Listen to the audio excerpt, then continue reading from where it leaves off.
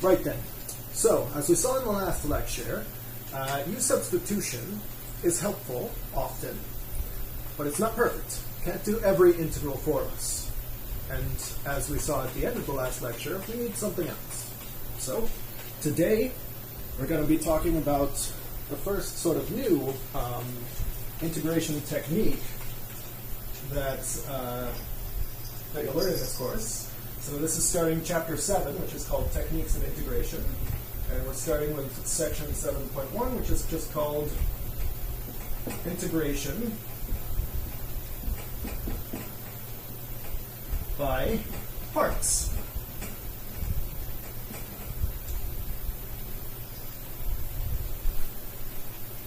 Okay?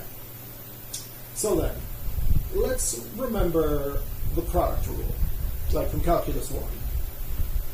Remember that the derivative of a product of two functions, let's call these two functions u and v. Yeah, the derivative of the product of u and v, this is going to be the first times the derivative of the second, plus the second times the derivative of the first. And of course, both addition and multiplication of real numbers are commutative, so you might have, there's like 8 different ways to say this, but it's the same thing, right? But by that I just mean you can like switch these around and switch these two around, of course. So yeah, so that's familiar, hopefully. Now, what if you looked at this and you said, all right, well, what if I take the antiderivative of both sides of this equation? Well, the derivative of the antiderivative of the derivative would just get you back to the original function, or perhaps the original function plus a constant. But let's just say the original function for now. So what we get is uv on the left-hand side. On the right-hand side, what we'd end up with is the antiderivative of u times dv dx plus the antiderivative of v du dx dx. Okay. Now, dv dx is often just written as dv. In fact, that's one way of stating the theorem that we refer to as U substitution. So what we're looking at here can also be written as the integral of U dv plus the integral of v du. Okay. Now, of course, this can be rearranged a little bit. So what we could write here would be integral of u dv equals uv minus the integral of v du.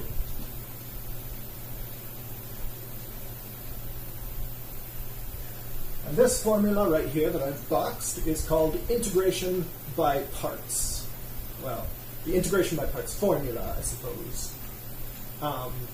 So let's talk about how this is useful in finding antiderivatives. The best way to illustrate it is with an example, so let's do that.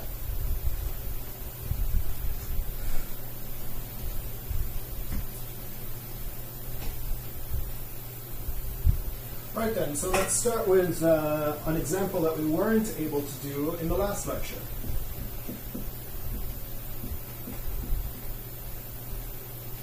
I'm going to try to figure out the indefinite integral of x times the sine of x. Okay? Now, integration by parts is a method that is typically used when the integral that you're talking about can be written as some kind of product of two functions. In this case, x and sine x are both functions, And so this is the integral of a product of two functions, right? So the idea here is this. Select one factor and name it u. Okay, and yes, that's the same u as in u substitution, but it's a different method. So, of course, it's just a symbol. It doesn't really matter what letter you use. But yes, it's so we'll call one part of this u, and then select the rest of the integrand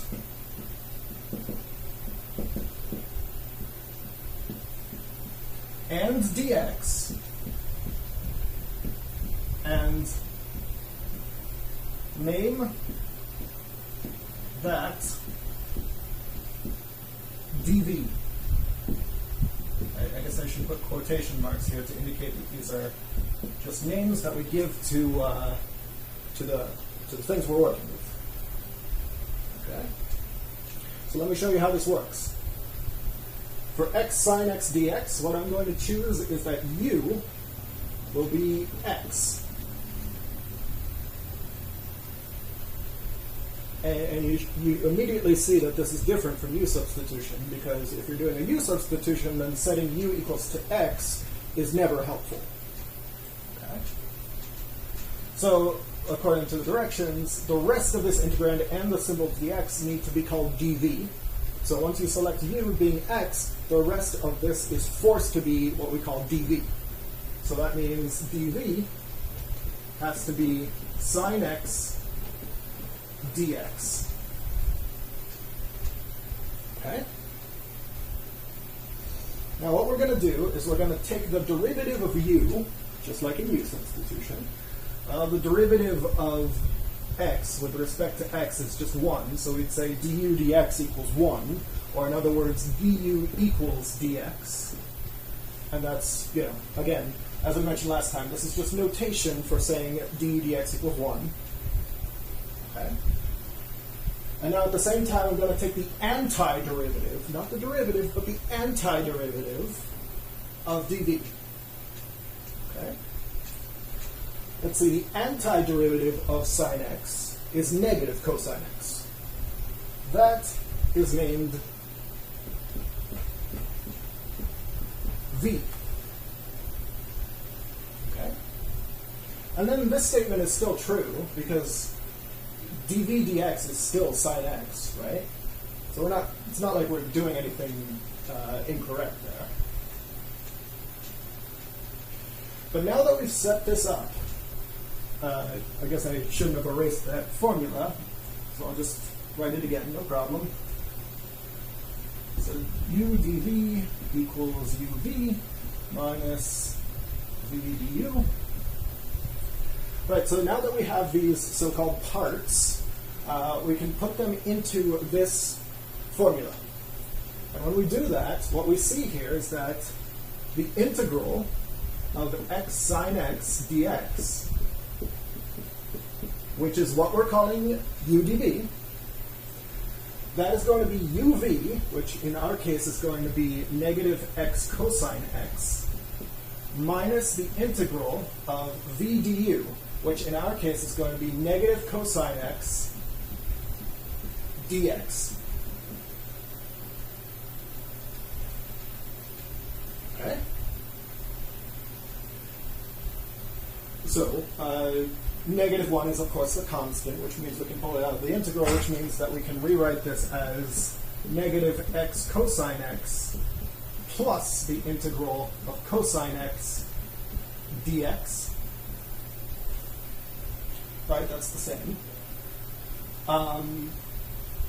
And now, as you may notice, this integral is a lot easier to do than this one. Okay? And that's the point of integration by parts. Okay? What you're doing is you're using this formula to reduce the problem of finding a more difficult integral into a problem of finding an easier one. Okay. So, as you should know, the antiderivative of cosine x is just sine x, which means that this is just going to be negative x cosine x plus sine x plus c. And that is our indefinite integral of x sine x. Okay? So as you can see, this does more for us than just knowing u substitution. Because we couldn't handle this yesterday, and now we can. Right, so let's do another example, of course.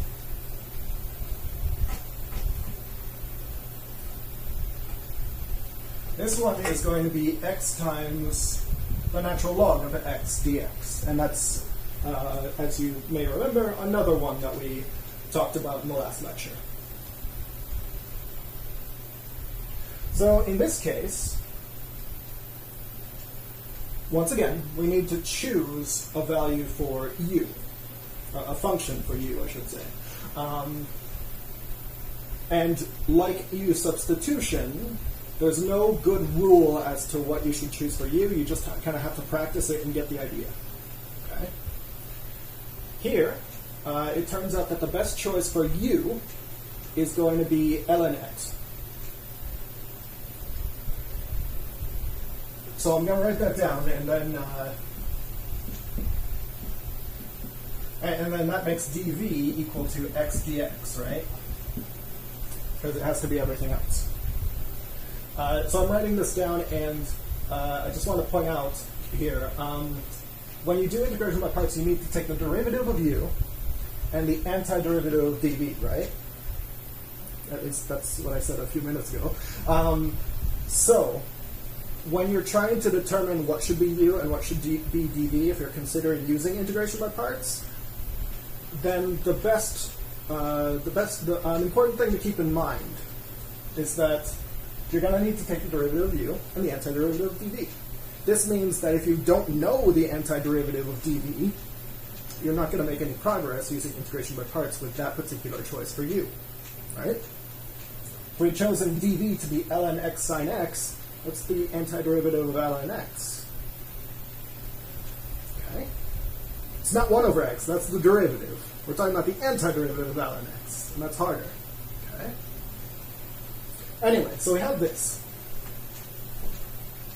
So we take the derivative of u, and the derivative of ln x is 1 over x. So this is 1 over x dx. And then at the same time, we have the antiderivative of dv. So in this case, that's going to turn into 1/2 x squared, right? Okay. And now that we have this set up, once again, we just need to put it into the formula, which just says, and I erased it again, whatever, which just says the integral of u dv is equal to uv minus the integral of v du. So in our case, the integral of u dv is equal to uv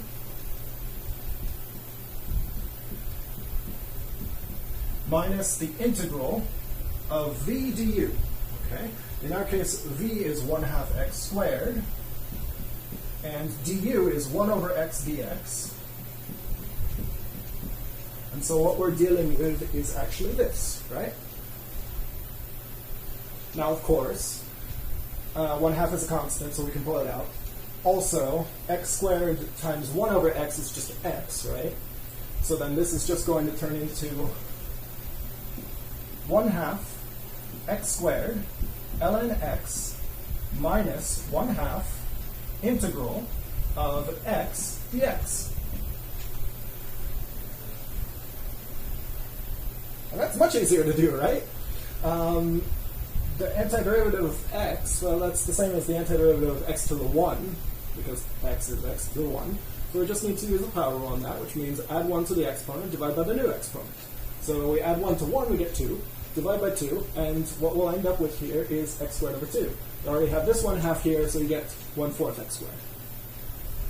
So this just turns into 1/2 x squared ln x minus 1/4 x squared plus c. And that is this indefinite integral. Okay? So that's the idea. You're selecting some part of this to be u, and that forces the rest to be dv.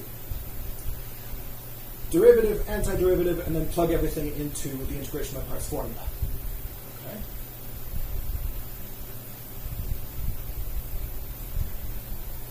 Now, here's another example. And this one is a bit different. I suppose harder in some way. So, this example is the indefinite integral of x squared e to the x dx.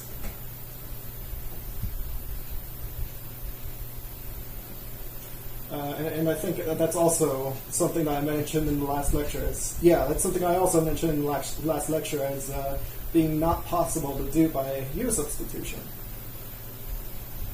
Okay? So, once again here we need to select something for u, and then the rest becomes dv. Okay? Now, in this particular case, if we select u to be x squared, we know how to take the derivative of that, the power rule. If we select u to be e to the x, we also know how to take the derivative of that. So, at least that is not really a restriction on us. The correct choice is u equals x squared. Okay? If you say u equals e to the x, you can do that, but it's not going to make the integral easier. Okay?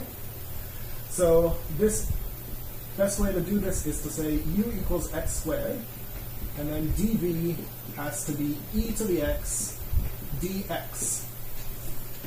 Okay? You take the derivative of u, so what you get is du equals 2x dx. You take the antiderivative of dv, well, the antiderivative of e to the x is just e to the x. Okay? And once again, this integral of u dv becomes uv minus integral of v du. So in our case, that's going to be x squared e to the x minus the integral of e to the x times 2x dx. So I'm just going to write that as 2x e to the x dx. Okay? Of course, 2 is a constant. We could pull that out, whatever. So we get x squared e to the x minus 2 integral of x e to the x dx. Now then, at this point, you might realize that this one you also don't know. What is the antiderivative of x e to the x? I'm not sure off the top of my head. Okay. But notice that we've made, in some sense, some progress here, because we used to have x squared e to the x. Now we have x e to the x. So we've at least reduced the exponent on x by 1, I guess. Okay. So maybe if we do this again, it would work out even better. Okay. So what if we do integration by parts on this? Well, if we select u to be x and dv to be e to the x dx, okay, well in that case du is just going to be dx, right, because the derivative of x is just 1, and then the antiderivative of dv is e to the x, because the antiderivative of e to the x is e to the x, right? So what we get here is, all right, well, we still have x squared e to the x minus 2 times the something But that something is now what this integral is going to turn into, which is going to be uv minus v du. Okay? Integral v du, I should say. So uv is just going to be x e to the x, and the integral of v du, so that's just going to be e to the x dx. Okay? And now, this one we can do, right? This integral we can totally figure out because we know the antiderivative of e to the x. So let me just continue this example over here on the left side of the board. So this just becomes x squared e to the x minus 2 times x e to the x minus e to the x plus c. Okay?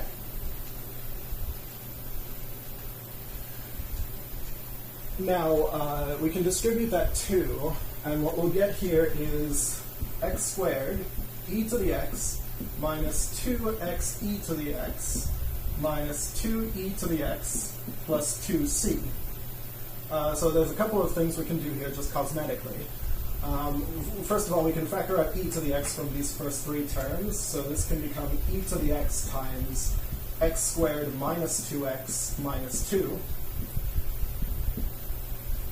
And also, 2c, well, c is just some constant, and you can make it whatever you want. So 2c is also just some constant that you can make whatever you want, right? So it might as well just be another constant. And maybe we'd like to give it a different name, just to avoid confusion. Maybe we'd like to call it something like C1, to not be confused with the original C. Not that it matters much, because, I mean, they're both just constants that can be pretty much anything. So, having said that, I will mention that many people, including myself, possibly, not sure, will forget about calling this something different and just refer to it as C, because, again, it doesn't make much of a difference in terms of what function this is. Okay? In any case,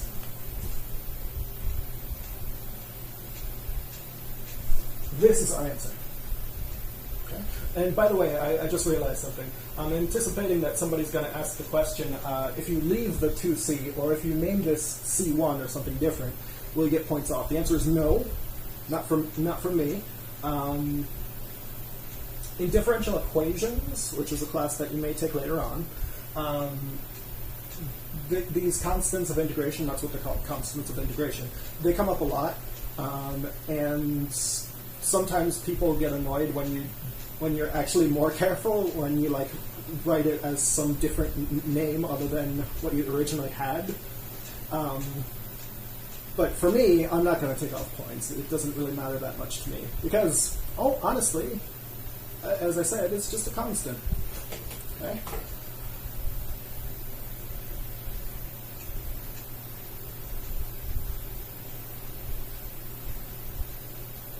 Okay, now here is another example, of course.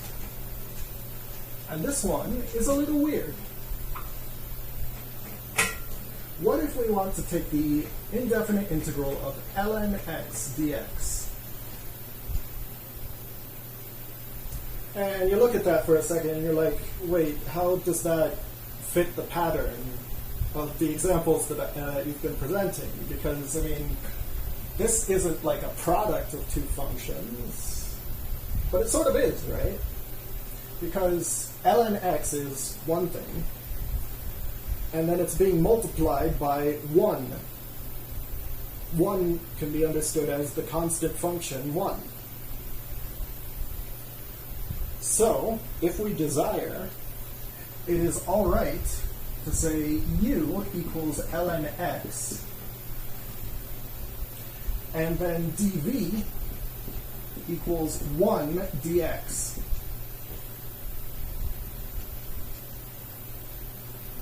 They are multiplied, right? 1 times ln x is ln x.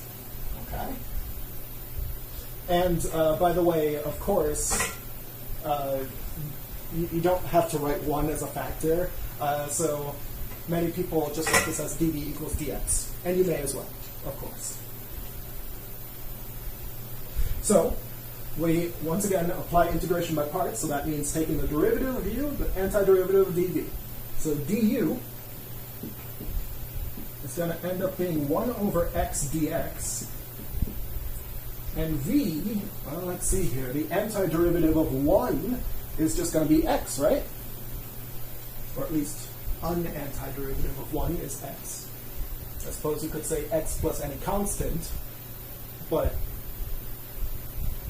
it turns out that if you put that constant there, it doesn't really change anything.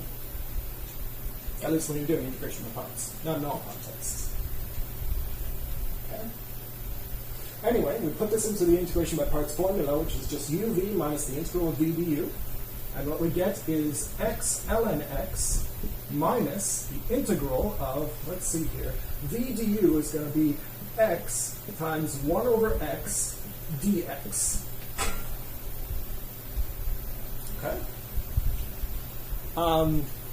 Okay, sorry. I thought I just saw a smudge in my description. Okay. Anyway, x times 1 over x, though, is, of course, just 1.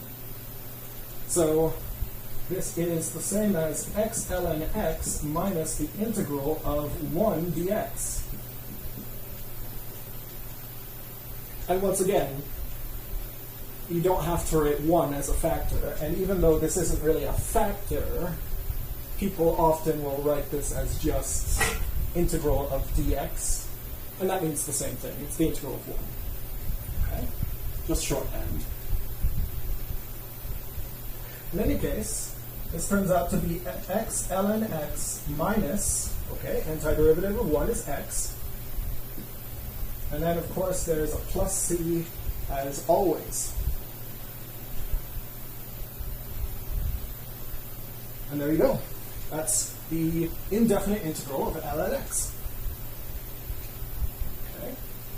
So what you see here is that, weirdly enough, you can always apply integration by parts, because if you really want to, you can just say dv equals dx. It doesn't even have to have anything else on it. It won't always be helpful to do that, but it is sometimes. Okay. All right, so this next one, this next example, is a bit long, and it's going to get weird. But you should see it. You should see problems like this and know how to work with them. All right, here we're going to try and figure out the indefinite integral of, here we go, e to the x times cosine x dx.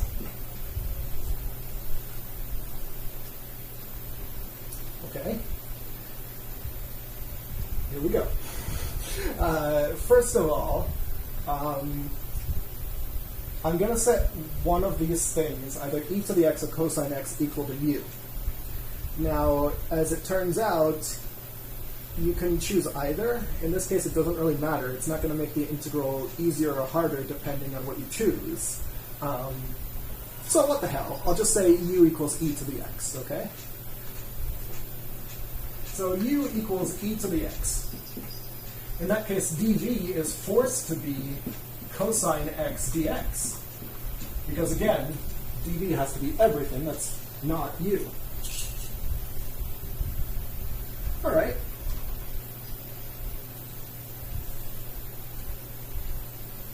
I just realized in my notes, I actually did make the other choice for u. I said u equals cosine x. All right then. So we will see what happens when we do this, and if I am incorrect that this actually does make things harder, then of course I will edit this part out. So du equals e to the x dx. and v equals sine x. Right? Derivative of e to the x is e to the x. Antiderivative of cosine x is sine x.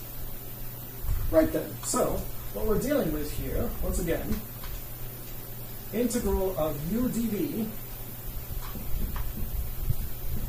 equals uv minus the integral of v du. Okay? So v du, in this case, is going to be e to the x sine x dx.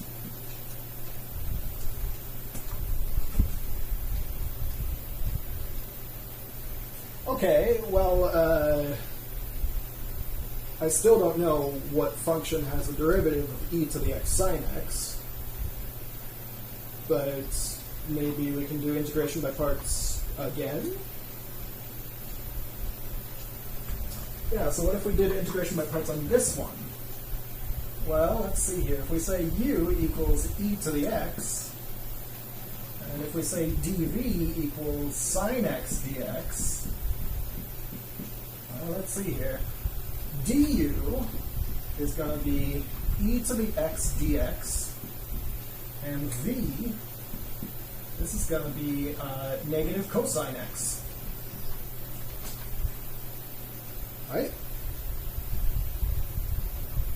Okay, so now what we're looking at here is the integral of e to the x cosine x dx, that's the original. This equals, okay, e to the x sine x minus, let's see here, so this whole thing is going to become uv, which is just negative e to the x cosine x, minus the integral of v du, which is going to be e to the x, e to the x negative cosine x. Wait, did I mess this up? No, I've got it right. Okay, v du, which is going to be negative cosine x e to the x dx, and then we can take that negative cosine out, or that negative sign out, so what we get is plus e to the x cosine x. I'm going to erase this part. Dx. All of that is in parentheses.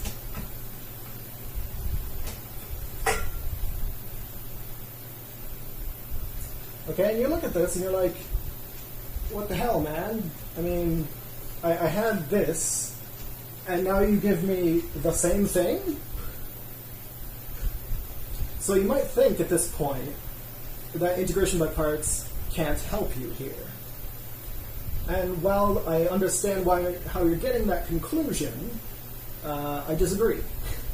I disagree, because now what happens if we distribute this negative sign?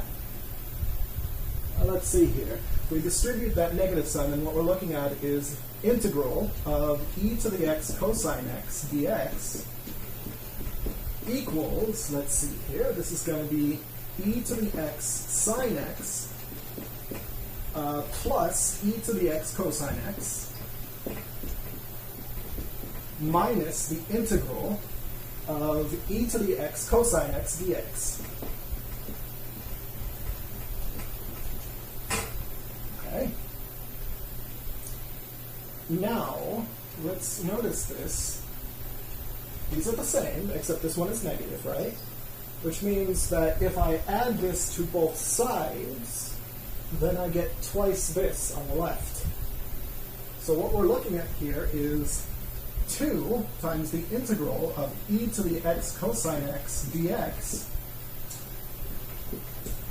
equals e to the x sine x plus e to the x cosine x. Alright, so now we have twice the integral. So if you want the actual integral, you just need to divide by 2. Alright? So you divide by 2, and what you get is that the integral of e to the x cosine x is just 1/2. I'm going to factor out the e to the x here, so I'm going to get 1/2 e to the x times sine x plus cosine x, and we better put a plus c on that too. Okay? And that's it.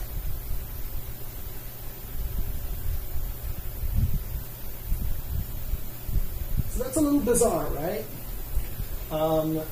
There isn't really an official, like, there isn't like an accepted mathematical terminology for this phenomenon when the integration by parts gives you the same thing back, but now it's negative.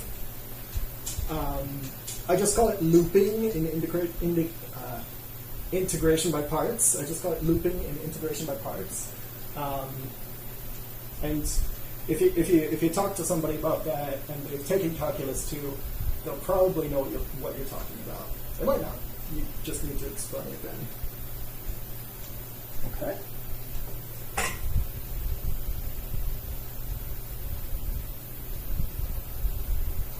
Right then.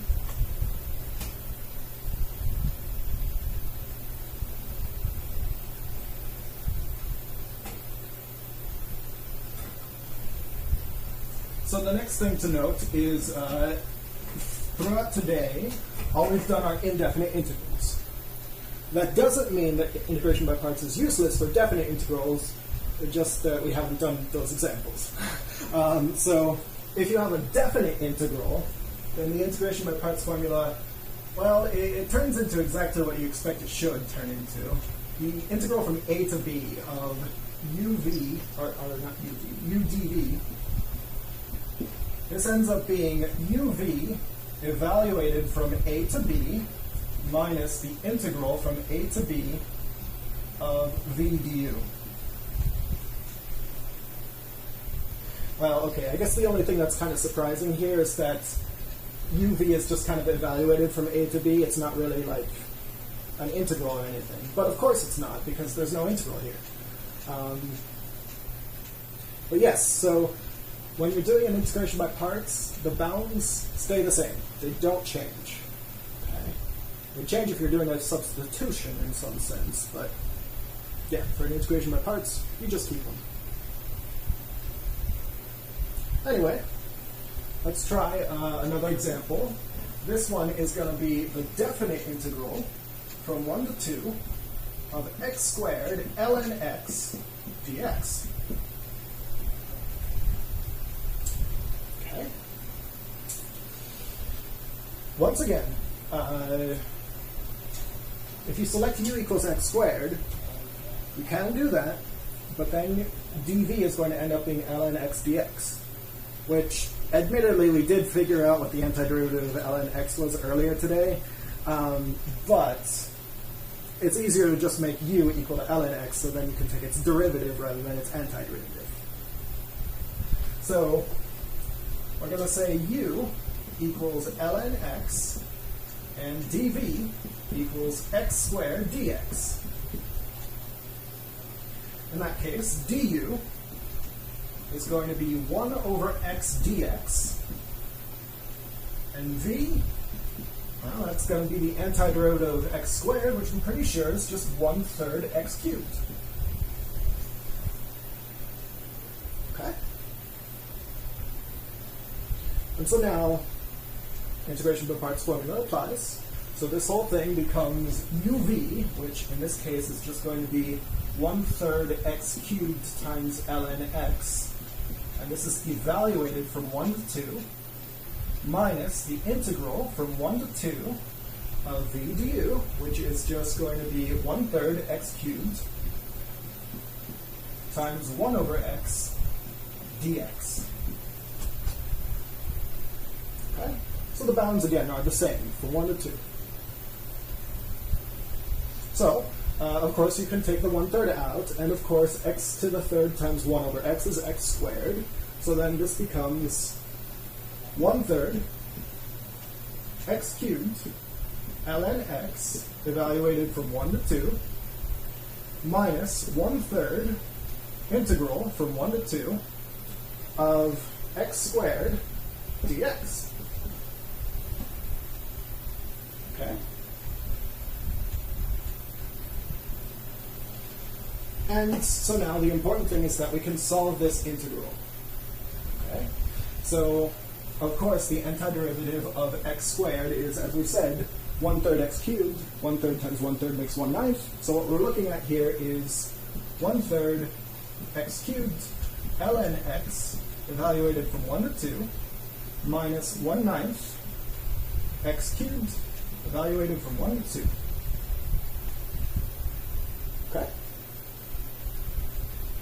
And so now we just need to plug in these numbers and subtract. So, this first term is going to be something minus something else. It's going to be 1/3 times 2 cubed. 2 cubed is 8. Times natural log of 2, which is whatever the natural log of 2 is, minus 1/3 times 1 cubed, which is 1, times the natural log of 1, and then minus 1/9 times, 2 cubed, which as we said is 8, minus 1 cubed, which is 1.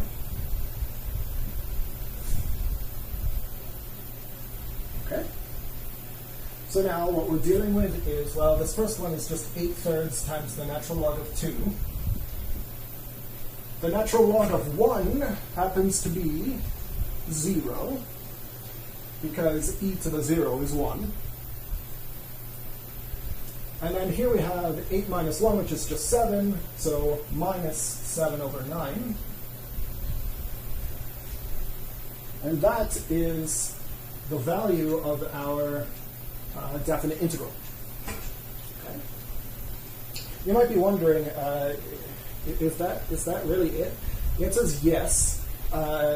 Natural log of 2, if you type it into your calculator will give you a decimal approximation of that number, but you cannot write it out fully in decimal form because there's infinitely many non-repeating digits. So the only way to really write it in full is to just say natural log of 2, whatever that is. Okay? Yeah, there's a decimal expansion out there, but if you try to write it, then you have to round it. Your calculator is going to round it for you. So don't do that. Instead, keep it in terms of the most accurate expression, which in this case is just this. Okay? So then, the next question that we ought to ask is, does integration by parts always work?